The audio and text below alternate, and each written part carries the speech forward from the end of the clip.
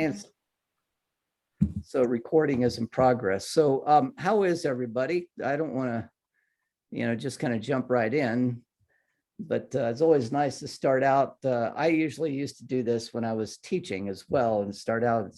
So people have been thinking about this over the weekend or whatever. Any questions or any comments that you'd like to make? Any thoughts on Spong or anything you want to announce to everybody while we're here? Anybody? I just might mention that the Stuhr Museum has a special Gatsby exhibit. I think it's about the era of Gatsby and what was happening out this direction. So if that ties in with your other topic, just thought I'd mention it. I did not know that. They have a Gatsby exhibit, huh? Interesting. Well, that is rather coincidental, isn't it? So anybody else? Yes, Dan. Yeah, Will. Well, I talked to Bob Johnson, who most of you know, yesterday on the phone. He's still in Lincoln, but feeling a lot better and hoping soon, if he finishes up his antibiotic course, to move back to Hastings to his apartment. So that's, I think, that's good. Yeah, that is good. Thank you for that update. I'd forgotten about, Bob, but you've talked to him, you haven't seen him?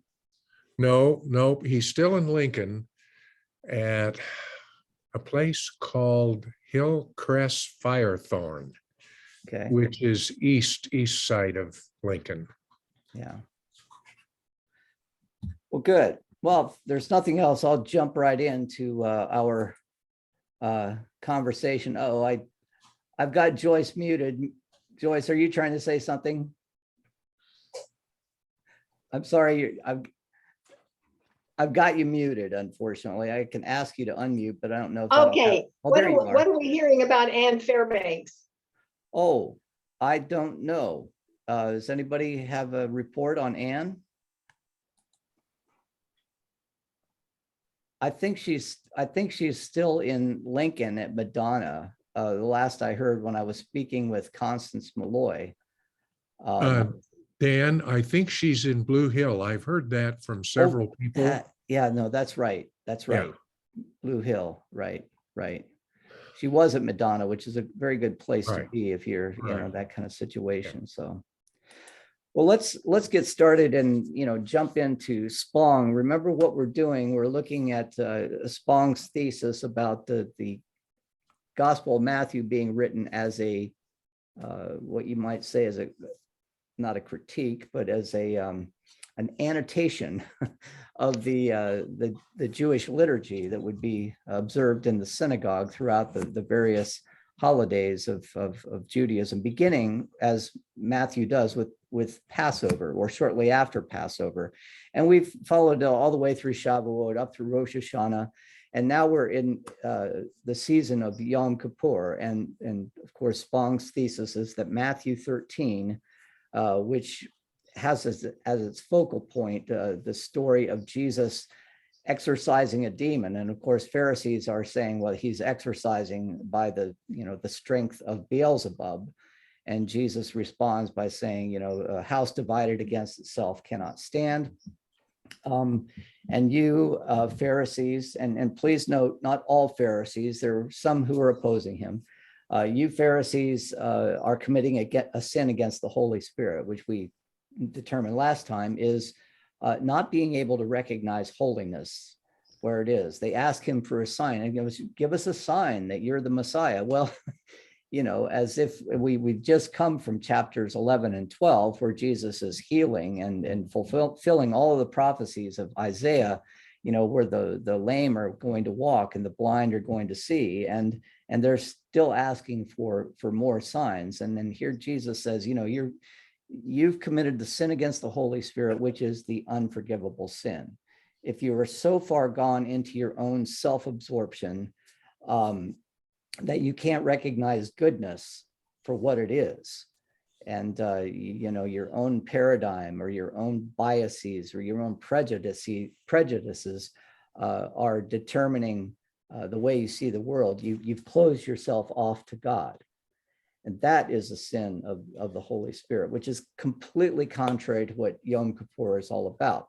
Yom Kippur being the Day of Atonement, approaching God once again and wanting to live up to a fulfillment of your destiny and your true identity as the image of God.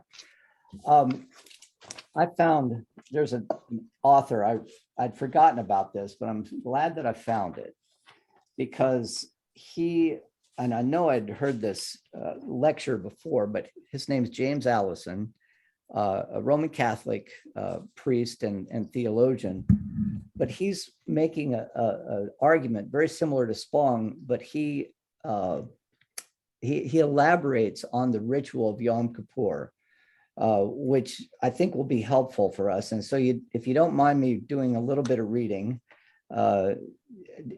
it will give us a sense of of how the Jewish priests, and particularly the high priest on the Day of Atonement, would perform the liturgy.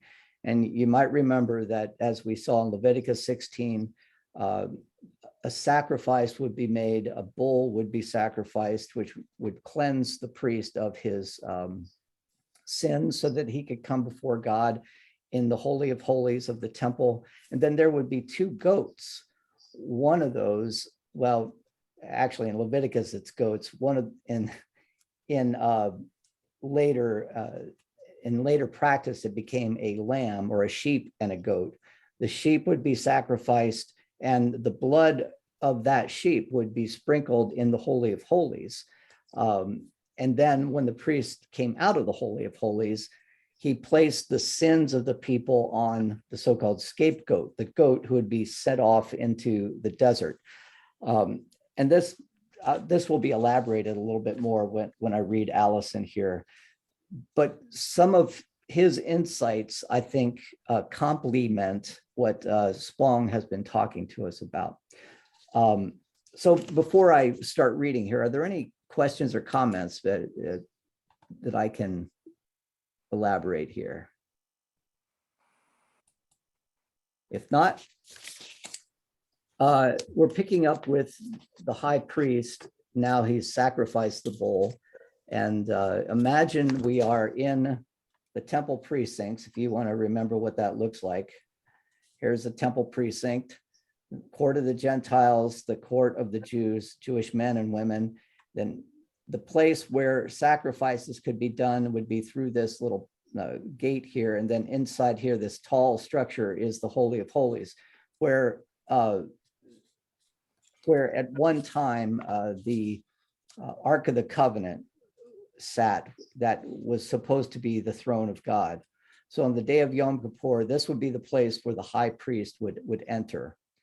Let me get back to where we were. So now, picking up with James Allison, the high priest would take the first, or the lamb, let's say, with him into the Holy of Holies and sacrifice it to the Lord. Actually, it's a goat in this case that he might be referring to a goat here. But remember, the change from a goat to a lamb happened, between the writing of Leviticus up until the time of Jesus, over about 400-year period of time. He would take the first, the lamb with him into the Holy of Holies, and sacrifice it to the Lord. And with it, the priest would sprinkle the mercy seat. This is the place which is understood to be the throne of God, and all that was in the first temple, the throne on which were the cherubim, the angels of God. This was a place that only the high priest was allowed to enter, the Holy of Holies. Now, the interesting thing is that after expiating his own sins with the bull, the priest would then don the white robe, which was the robe of an angel. From that point on, he would cease to be a human being and would become the angel, one of whose names was the Son of God. And he would be able to put on the name, meaning the name which could not be pronounced, or Yahweh is how we pronounce it. It's not supposed to be pronounced in the Jewish tradition. The name which not could be pronounced, the name of God. So he's putting on the name of God. He becomes, the name of God here. With the name contained in the phylacteries and either on his forehead or wrapped around his arms. These are bands that priests would wear, and Jews still today wear those when they pray. He would be able to go into the Holy of Holies. Remember the phrase, blessed is he who comes in the name of the Lord. This is a reference to the rite of atonement, the coming in of the high priest, one of the many references to the rite of atonement we get in the New Testament, and of which we are largely ignorant. This is the same point that Spong is trying to make. So the priest becomes an angel, and one of the angel's titles is the Son of God. He sacrifices the goat that is the Lord and sprinkles his blood about the place. The purpose of this was to remove all the impurities that had accrued in what was meant to be a microcosm of creation, because the Holy of Holies, in the understanding of the temple, was the place where the Creator dwelt. So this is another important thing to remember, is that the temple represents the created order itself, that perfect created order, which human beings unfortunately sully with their bad decisions. The rite of atonement was about the Lord himself, the Creator, emerging from the Holy of Holies so as to set the people free from their impurities and sins and transgressions. In other words, the whole rite was exactly the reverse of what we typically imagine a priestly rite to be about. We tend to have an Aztec imagination as regarding the sacrificial system, by which he means, and I love this, and I'm going to continue to refer to it. This Aztec imagination is the idea that you're sacrificing an animal to God in order to give to God something. And what Allison and Spong are saying here is, no, this whole ritual is not about us trying to give God something to appease, but it's about God giving us something out of God's grace. So let me move on and read a little bit more. I'm sorry if this is laborious, but I really liked what he had to say. Go ahead. Any questions? All right. The priest emerged from the Holy of Holies, and then he came to the temple veil. The temple veil was made of very rich material representing the material world, that which was created. At this point, the high priest would don a robe made of the same material as the veil to demonstrate that what he was acting out was God coming forth and entering into the world of creation, so as to make atonement, to undo the way humans had snarled up that creation. And at that point, having emerged, he would then sprinkle the rest of the temple with the blood that was the Lord. And here, these last couple of paragraphs is the interesting point. And here's the interesting point. For the temple understanding, the high priest at this stage was God. The high priest was God, and it was God's blood that was being sprinkled. Now, this is all ritually being done, and we're not talking about that. That's literally God, but this ritual understanding, it was God's blood that was being sprinkled. This was a divine movement to set the people free. This was not, as in our current understanding, a priest satisfying a divinity. The reason why the priest had to engage in a prior expiation was because he was about to become a sign of something quite else, acting outwards. The movement is not inwards towards the Holy of Holies. The movement is outwards from the Holy of Holies. This is God coming into the world to cleanse it. Finally, the last paragraph. That was from what we can gather. That was from what we can gather the atonement rite. But here's the fascinating thing. The Jewish understanding was way ahead of the Aztec version we attribute to it. And this is the important point. What Jews were doing in the sacrificial ritual, even going back to the first temple period, was quite the opposite of what was being done in every other sacrificial ritual, what he calls the Aztec imagination. The Jewish understanding was way ahead of the Aztec version we attribute to it. Even at that time, it was understood that it was not about humans trying desperately to satisfy God, but God taking the initiative of trying to break through for us. In other words, atonement was something of which we were the beneficiaries.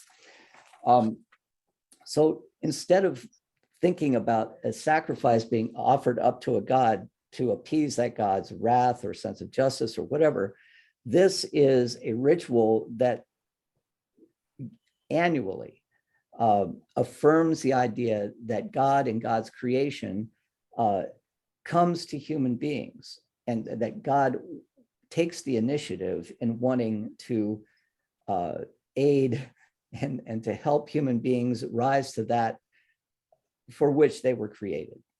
Now, I'm hoping that wasn't too jumbled, but I do hope also that there are some questions that come out of that, because the Aztec imagination, prominent today in the Roman Catholic Church, that every time we celebrate the Eucharist, it is a crucifixion of Christ, the Christ's body being offered up to God. That's entirely wrong, says Spong and says James Allison here. Any comments about this?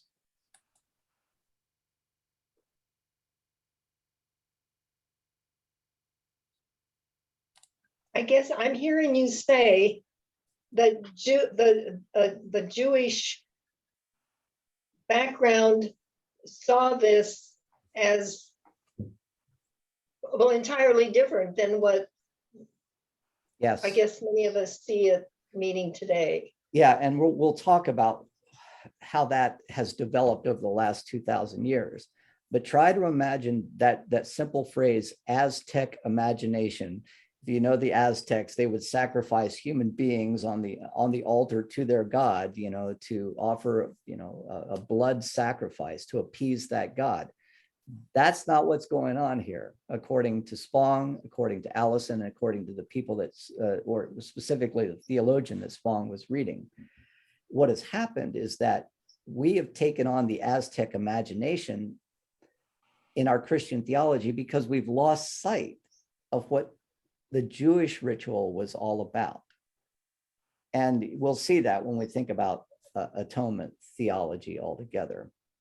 And this gets caught up in the idea of original sin, and I'll talk about that in the next slide. But does that make sense, Joyce? I probably doesn't make sense, but hopefully after today it will make more sense. I hope so. What we're talking about. Any other insights or comments?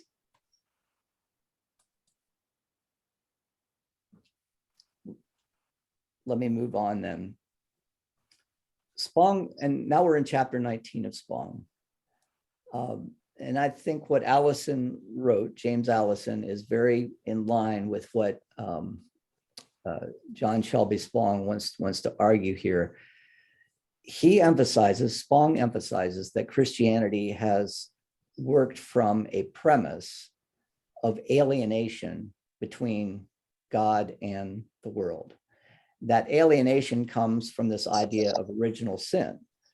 Now we can draw a red thread, trace it all the way back, to Paul, and then later to Augustine, and then of course later to especially Calvin and Luther, this idea that we are born in total depravity. There's nothing of our will that we can do to please God. It's only by God's grace that we can be saved. And that grace comes, however you want to understand it, through the death of Christ on the cross. So there's something that happens about the death of Christ on the cross that effects a cleansing of the sin into which we are all born.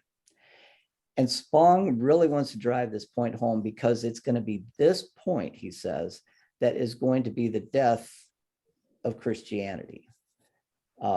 It is, among other points as well, but this idea of, it's rather, after the Enlightenment, especially the Enlightenment, which began around the late 17th century, this idea that human beings are capable through their reason to understand the world, and this is our foundation of science, it doesn't make sense to continue to drive home this idea that, that almost a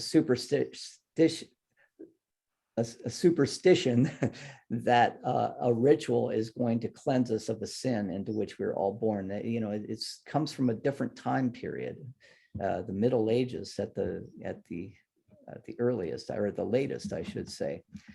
But we've inherited this because of our theology. And Spong makes this wonderful point that I hadn't quite thought of it this way. I mean, I knew all the pieces, but I haven't put them together in a way to really understand what he was saying. But the reason we have this idea of original sin is because of a misreading or a misunderstanding of the first 2 chapters of Genesis. And here again is where biblical criticism is going to be helpful, because I know it's difficult to imagine, but Genesis itself was not written all at one time. We all have the impression that the Bible just fell out of heaven somehow and was of a piece. But in fact, it was written over about a 500-year period of time. The Old Testament was over about a 500-year period of time at a particular juncture in history where certain questions needed to be answered, where there were certain conundrums, that needed a theological response. And so one of the most difficult things for many people to grasp is that Genesis chapter 1, and that's the story where God creates the world in 6 days, and on the 7th day he rests. And after each day, God sees that the world is good. He doesn't say that it's good. It's not by fiat, but he sees that creation is good. So there's our fundamental point. This reaffirmation in every one of those days of creation. God sees that it's good. That creation is a place that reflects the goodness and the grace of God itself. When was this written? Well, ironically, probably around 500 BCE, or shortly during or shortly after the so-called Babylonian captivity. Remember what happens then. The Jews had their first temple destroyed. They were taken captive into Babylon, present day, close to present day Baghdad, Iraq. And there they were there for 50 years. And it was the intent of the Babylonians to try to assimilate this group of Israelites into the Babylonian culture. So the Israelites, who come to be called Jews in Babylon, the Israelites have to do everything they can to try to affirm the theology that they hold to be true, that they are chosen by God for a certain responsibility to demonstrate to the world what it means to be created in the image of God. And of course, this is where the word imago Dei, or image of God, comes from, Genesis chapter 1. So in Babylon, they would meet in the synagogue every Sabbath, and they would repeat this, this hymn to God. In the beginning, God created the heavens and the earth was without form and void, and go through the whole creation account. Because there was another creation account in Babylon that was being celebrated everywhere, and that was the creation of the world by Marduk. And the sun and the moon and all the stars were gods themselves. And basically what the Jews wanted to say is, no, they're not gods. Our God created the world, and these are all the work of his hands. We don't worship the sun, we don't worship the moon or anything like that. So what that does is that it establishes in chapter 1 an original perfection of creation, that the world is, I shouldn't say original, a perfection. The world is created by the hand of God, and it is good. Now, that whole piece, chapter 1, stood alone. Eventually it would be tagged on to another chapter in Genesis that actually was written about 450 years earlier. So Genesis 1, the creation account, 6 days, and God rests on the seventh, was written 450 years after Genesis 2. And what does Genesis 2 say? Well, first, let me establish here, what was the question that was being answered in Genesis 1? Genesis 1 to chapter 2, verse 4 is trying to answer a cosmological and theological question. There's something that we can know about God by looking at at the nature of, the world that God created. Genesis 2, on the other hand, is trying to answer an anthropological question. What is it about human beings? Why do we have this yearning that we have? Why this anxiety? You might, if you want to talk about it in existential terms. So before I go there to Genesis chapter 2, let me stop and see if you're with me on Genesis 1. I'm with you on Genesis 1 and 2. Interesting. You have people, well, first of all, I guess you're implying that neither of them are science, right? Oh, correct. Absolutely. Yeah. Yeah, that's a common thought now. I mean, you don't have to go very far before you find people who say, well, that's the scientific explanation. That's why the Earth is only 10,000 years old or whatever. Yeah. Right. These are the same people that talk about the inerrancy of the Bible with no contradictions. They, could have it pointed out to them that, well, you may think that, but actually you can't get through the first 2 chapters of the Bible before you run into a complete contradiction. Right. And they're 2 different versions of creation. Correct. Neither of them for scientific purposes, certainly, but both to make theological points. I think, the first part, the emphasis is on the Sabbath. Right. Yeah. So, Yeah. And it is important to say, and this reflects something that Spong is saying about why Christianity it must change or die. And that is that we have people who are living with feet in both worlds, the scientific and the cultural. And I've mentioned it before, this distinction that we fail to make between fact and truth. The liturgy of Yom Kippur is a liturgy about what is true, something that resonates with the human soul, right? The liturgy of, and it's really a liturgy of Genesis chapter 1, that the world is created and is ordered by God. There's something true about that, right? Now, is it factual? No. There's nothing factual about the earth being created in these 6 days. But we have come to conflate fact and truth because of our scientific culture. If it didn't happen, then it must not be true, right? No, it never happened. Genesis chapter 2 never happened. In other words, the fall of man, right? There was never a single Adam. There was never a single Eve. But that doesn't make it any less true.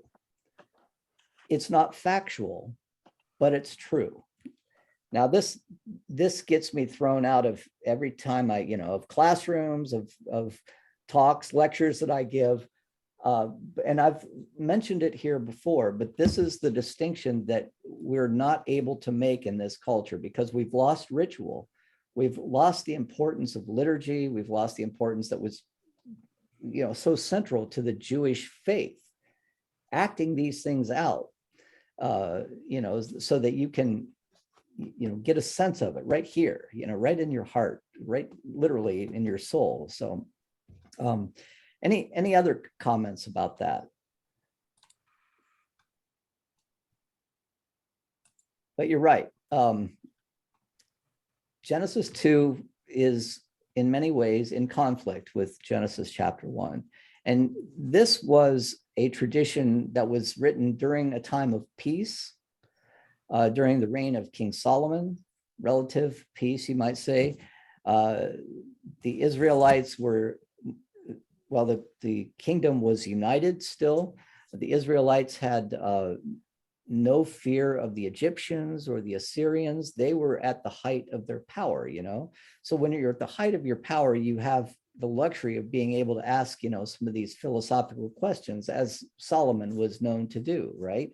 And this philosophical question is, why this human yearning? What is it about humans that there's just this dissatisfaction, right?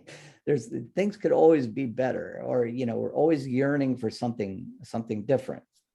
And so the story that's told, by the way, borrowed really in many respects from some of the earliest ancient Near Eastern literature, going all the way back to the Epic of Gilgamesh, really, is the story of Adam and Eve. And nowhere does it say in Genesis 2 that there was this perfect creation, you know, that everything was perfect and then everything, you know, kind of fell apart. We infer that from Genesis chapter 1, right? But it wasn't in the original Genesis chapter 2 story. So for 450 years, you know, from 950 all the way to 500, there wasn't a sense that, well, hey, there was this beautiful creation that just got destroyed because human beings couldn't be obedient. That original perfection was not in the original story. But what the story does say is that human beings are dissatisfied because of their ability to think about, you know, the future. You know, really, if you think about animals, they don't sit and pine away wondering, hey, I'm going to die someday, right? I have a cat whom I love to death. I know the cat's going to die. Cat doesn't know he's going to die. And, you know, some people say, boy, that's lovely bliss, right? But because of the way I'm created, because of this complexity of my psyche, because of what Jews call a soul, you know, in the highest sense of the word, I can speculate about the world, and in many ways, you understand the world in a way that the rest of creation cannot. And because of that, because I have free will, because I can choose between this and that, and there's nothing compelling me that that makes me choose this one over that one. You know, I don't have any instincts like the animals do. Well, sometimes I, you know, mess it up, right? My individual will is not often informed as well as it could be. And sometimes it's out of selfishness, sometimes it's out of greed that I make choices, sometimes it's out of fear, all of those things. But then here's the question that Genesis chapter 2 is trying to answer. What would you rather have? A world in which you are blissfully ignorant, but not free? Or a world in which you are free, but not blissfully ignorant? So let me say that again. Which would you rather have? A world in which you are blissfully ignorant, yet not free? Or a world in which you are free and everything that comes with freedom requires that you will not be blissfully ignorant? The story of Genesis chapter 2 is one in which it's a story of how human beings kind of come into their own maturity. They are not like the animals. They have a responsibility, and it's going to be important that they have a responsibility, because eventually God is going to give them a covenant saying, I'm going to help you out on making some of these decisions that you have to make. I'm not going to leave you abandoned in this, but I'm not going to leave you in blissful ignorance either. You're more important to me than that. So human free will is very important here. The story of Adam and Eve is a story of coming into a realization of our humanity and the freedom that comes with it. Now, Christian theology sees a fall from original perfection into a world in which human beings are always going to be making bad mistakes. They see this curse, as a punishment, and of course the text does talk about this, but we have to read it much more metaphorically. Yes, we are cursed, we have anxiety about things that other animals don't have anxiety about. But look at what we gain in that as well. We are creatures that can understand God and can commune with God. And why would God want to have creatures who commune with him who are basically his slaves? What Genesis 2 says is that God wants love that is freely given. In order for it to be freely given, there has first to be freedom. And that freedom can go awry. Think about your kids. I don't have kids, but I can imagine what it's like, right? Sometimes you wish them to be little automatons who did exactly everything you said.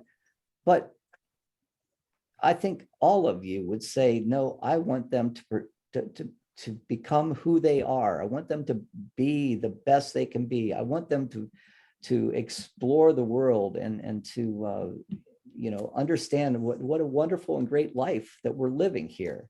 And most of all, I want them to love me freely, not because they're dependent upon me, right? That's what we're talking about when we look at Genesis chapter 2. Now, let me stop, because this is a big leap, right? It's not a fall into a curse so much in which we are bound, but it is a so-called fall into freedom. It is a transformation into a higher consciousness when they eat from the tree of the knowledge of good and evil. That's a curse, but it's also a blessing. So any thoughts or comments about that?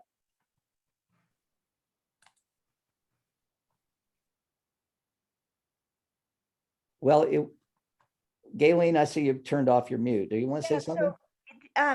Do I understand it correctly then that, like you said, good and evil, where when the Gentiles, when they read this, it was more that they looked at it as being the evil versus, Yes.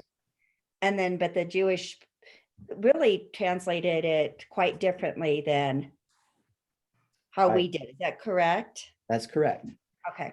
The passage says, do not eat from the tree of the knowledge of good and evil, for on that day you will know death.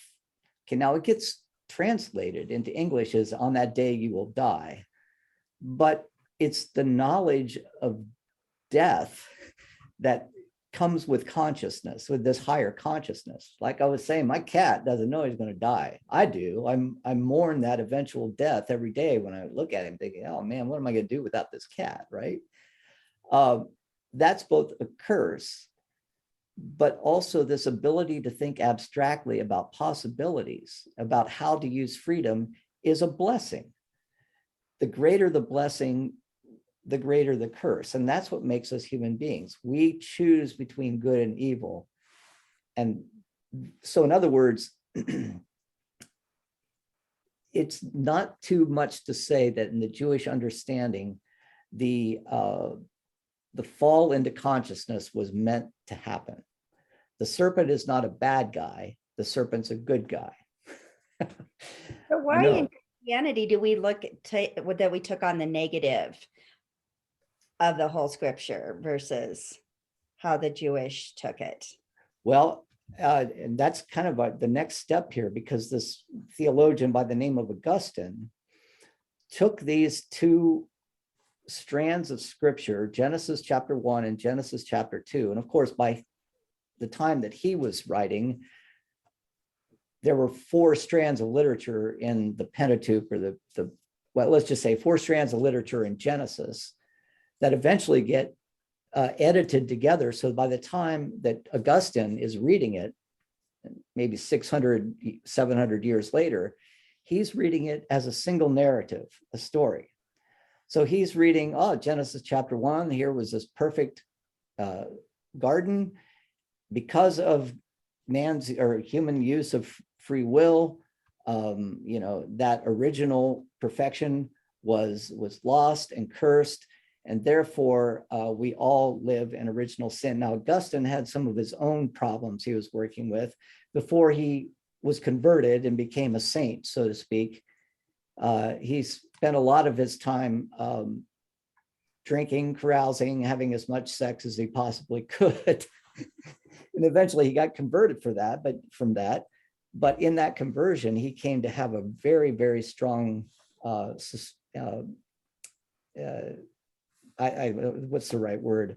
Fear, I guess, really, of the human body. And so he's the one that says that the first original sin happens, and immediately what happens is that there's a sexual desire that comes after this. You're asking a huge question, Galen. I can go for hours on all of this, but Augustine is the place where it begins to happen. This idea that we're born depraved into original sin. But you know what? In Christianity, that was not always the understanding. There is a Christian theologian that talks about this idea of original sin this idea of the fall from the garden in different ways. But the Jewish understanding is that this knowledge of good and evil is not a punishment, but a step into maturity. And it's very similar to what a theologian in the second century by the name of Irenaeus said. And Irenaeus has this really, and it's beautiful, really, when you think about it. And it's very similar to my theology. That's why I think it's beautiful. But Irenaeus said, he looked at Genesis chapter 1, where it says, let us create man or humans in our image. And they are created in the image and likeness of God. So the image of God and the likeness of God. Now, it was probably a liturgical, poetic reason for why it was said, but Irenaeus said, what does he mean, image and likeness? Well, he came up with the idea that originally at this creation of human beings as being these conscious, free creatures, they contain the image of God, but throughout the subsequent history, they were moving towards the likeness of God. So created in the image of God, but eventually we can achieve the likeness of God. And it's through the coming of Christ that is the mechanism that allows us to achieve that eventual likeness. So we are evolving spiritually, if you will, towards a oneness with God. Doesn't involve sin so much. Doesn't involve original sin, as I should say. What it involves is an understanding, much like the Jewish understanding, that we are given free will by the grace of God. We are also given a covenant. We're given direction. We're given an understanding of the good, and the understanding of the good that dwells in us, but created in the image of God. And it's possible to do what God asks of us. For Paul, remember what he said? The good that I would do, I just can't do. It's impossible for me to do, And Augustine would pick up on that. Original sin. Calvin would pick up on it later on in the 16th century. Total depravity, the bondage of the will, Luther said. And we're kind of in this very guilt-ridden type of Christianity. And because of that, go ahead, comment. Anybody? I'm sorry, I guess I heard.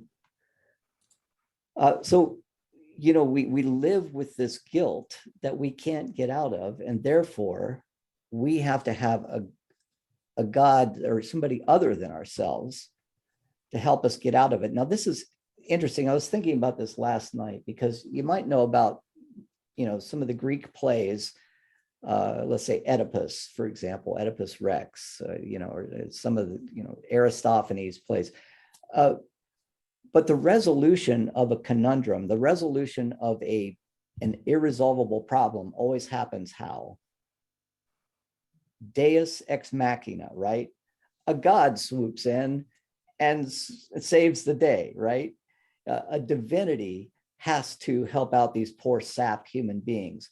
Well, that's basically what we're talking about in Christianity. And I think Spong would say that, yeah, that makes perfect sense, because once the Jewish flavor of this gets knocked out, all that's left is Gentile interpretation of Scripture. And so our whole atonement theology is a Deus ex machina theology. The God of the machine is, I think you know what I'm talking about, but it's how many Greek tragedies are resolved in that a God comes in and says, okay, well, I'm going to make everything all right, right? How's that different from Christianity? Not very, right? It's very Gentile. It's very Greek. It's not very Jewish. So Galen, you seem to be intrigued by this. I appreciate your questions. Is there anything further you want to ask? Well, I just reading this chapter was really interesting because it's something that I've questioned, but people that believe, that they say they live the Bible way. And I think then there was a statement saying it's given Christians the way to be okay with slavery and, Right. against the LGBT community. And I found that really fascinating because, I have friends that are in the LGBT or P whatever community. And Yeah. And I guess, I've had people say that, if they've gotten married or something, how the Bible is so against that. And that's always been just something in my mind. So him addressing that was really interesting. Yeah, Galen, anytime somebody says that, you ask them, well, what did Jesus say about that? And the answer is, he said absolutely nothing about homosexuality. He said a lot about, in fact, the Bible says a lot about lending money at interest, that we kind of just, I didn't hear anything about that, Right. There are far more passages about, not taking advantage of the poor that we tend to just kind of gloss over in our capitalist society. But you bring us to the point that Spong is trying to make. He says, look, if you want to be literalist about the Bible, it's just not going to appeal to our secular culture. If you want to be literalist about the Bible, you are still going to, in essence, you're still going to have to affirm that the sun revolves around the earth and the earth doesn't move, and all of these things that, Mac was pointing out, there are contradictions here. And people who continue to hold fast to that literalism, and there are a lot of them, only sully the name of Christianity when there is so much more that is appealing about the religion that never gets a hearing. And this is what Spong wants to say. And what we need to do is get back to some of the original Jewish roots and at least interpret Jesus through the lens of Judaism. Let's get rid of the Aztec imagination, because that's what the current theology is. We won't have time now, but we will talk about atonement theories, which I will make this criticism. I think Spong glosses over the complexity of the atonement theories, but in the main, I think he's correct that atonement theology, as it's traditionally been understood, he talks about substitutionary atonement, and I want to unpack some of that next time. But it's like from an imaginary world, So this God who demands that we forgive everybody, right? What does Jesus say? If you forgive your neighbor, not 7 times, but 70 times 7 times. Oh, great. I'll try to do that, Jesus. But what about God when it comes time to forgiving humanity for making this mistake in the garden? Apparently, he's not big enough to, forgive me 70 times 7 times. He requires a blood sacrifice in order. That doesn't make sense. And nobody that you can talk to who has any kind of secular orientation is going to accept that as having, a foothold in reality. But that doesn't mean, and I have, my best friend is complete atheist, and there is not a week that goes by he's not bemoaning just how overwhelmingly ridiculous Christianity is, right? Of course, he's responding to a lot of, the hypocrisy that he sees. But what Spong is trying to introduce here can appeal to people on a certain level. But the point that we have to get over, I think he would say, is this idea of original sin and cleansing ourselves from original sin through a Aztec-like sacrifice. I'll say that one more time. The idea that we need to get over, says Spong, is the idea of original sin, that we are born utterly incapable of doing anything good, and how that gets cleansed by an Aztec-like sacrifice. And that's what we're working with. But there is light at the end of the tunnel. Any further comments? I really appreciate the conversation, because I have a hard time when I look at these little pictures knowing what's registering and what's not. Any further thoughts?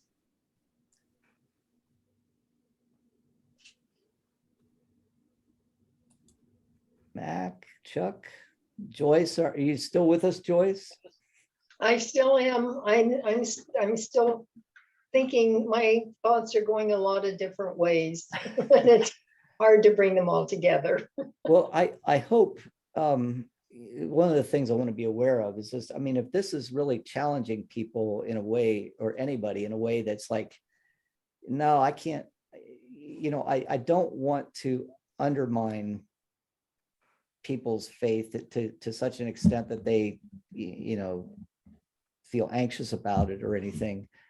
I happen to agree with Spong, not entirely on every last thing, but he makes a really, really good argument that's opening new doors, really, for me, and it helps me to understand just how important this thesis is that, boy, we really need to, be in contact with the Jewish roots of the Jesus movement. Can I? Yeah, please, Mac. It's kind of in the form of a question, I guess, but I kind of understand, what he's doing, but it seems to me that the first step through the door is understanding the difference, and this is kind of goes into your Aztec comment, but to fully understand the Jewish concept of sacrifice in connection with the atonement ritual. Right. Because once you understand the nature of the sacrifice, then that pretty much changes the whole game. Yeah, and Mac, I'll be completely honest with you. I'm so firmly entrenched in the Aztec theology that I'm not so sure that I quite get the nature of sacrifice just yet. I don't quite understand why a bull why the blood. What is the mechanism there that cleanses the priest to allow him to go into the Holy of Holies? Isn't it just What's that? Isn't that blood though just the ancient reference to the Passover and the blood on the Yeah. But again, I want to know. Yeah, I guess blood as the giver of life, and we've always, which is ironic, because if we're actually offering a blood sacrifice to God, God doesn't need any life, right? Blood is this sacred thing. So I don't want to say confused. I'm really, really intrigued by all of this, because I have an inkling of what the Jewish idea of blood sacrifice is about, but I'm so firmly entrenched in the Aztec imagination that it's still going to take me some time. But I mean, the idea that it, if it is precious to the Jew, blood is precious. Again, if you see sacrifice more as the way of an offering than a ransom, Right. it makes Right. more sense. Right. Yeah, and that's how, but again, I think to myself, well, why does there need to be any offering at all, so I'm being completely honest, I'm still struggling with it. And I know it's simply because I'm so, I've been a part of this Reformed tradition for so long that we'll talk about next time, the theories of atonement. But anyway, our time is upon us, but I hope if you get a chance, actually the link that I sent you is to a manuscript that was a kind of notes for a talk. So it's not really as well written as it could be. But I found it really helpful as I was reading it, because he does illuminate some aspects of the Jewish Yom Kippur ritual that I wasn't, like the white robe and things like that. So when we come back next time, I want to talk about just how complex atonement theology is in Christianity, because at last count, there were 7 possible atonement theories. They go all the way from, about the 2nd and 3rd century, all the way up to the 21st century, or at least the end of the 20th century. So we will go through that and hopefully arrive at a place that will give us a sense of, the direction that we need to go in the future. In fact, I can't remember what my next slide is. Oh, yeah, it's Spong's conclusion on atonement theology. Anyway, thank you, everybody. I'm going Thank to you. I'm going to end our recording here, and then I'll see you next time. What Thanks. chapter do you want us to read on to the next? Yeah, section? yes, 20 and 21 would probably be enough. Thank you. Where to put my book? Here it is. Yes, chapter 19 is the one on atonement theology, the curse of atonement theology, and then we'll go into, yes, part 6 as we pick up with the Jewish liturgy again and how the New Testament corresponds from Sukkot onward. Okay. Thank you. Thanks. Yeah, Thank sure. you. See you later. Bye. Bye. Bye.